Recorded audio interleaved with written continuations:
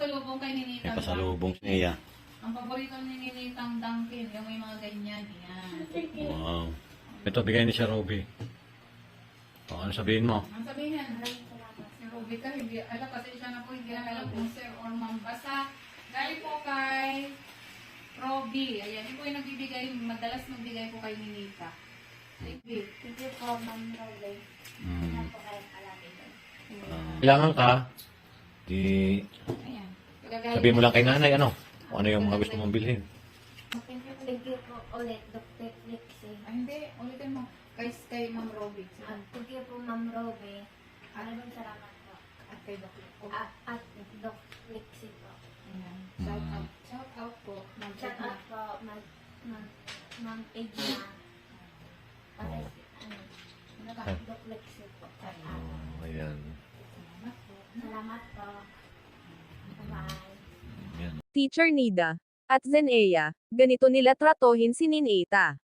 Zenea may pasalubong, Ninita nagpasalamat, hello mga kababayan, Elma's Vlog, ay bumabati ng isang mapagpalang araw, saang sulok man kayo ng mundo naroon naway nasa mabuti kayong kalagayan.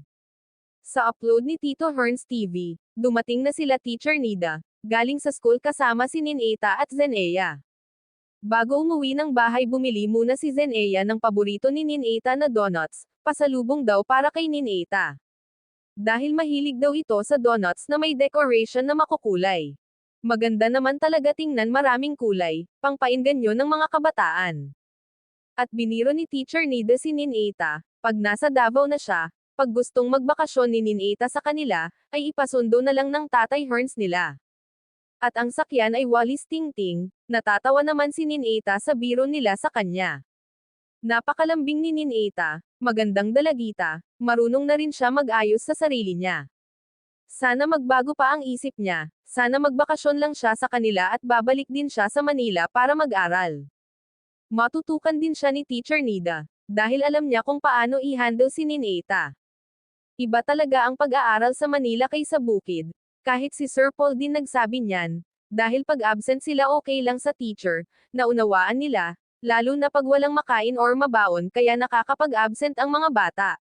Sabi nga ni Teacher Nida, may pag-asa pa naman na magbago ang isip ni Ninita, basta sa ngayon ang gusto niya ay uuwi dahil sa namiss na ang pamilya niya.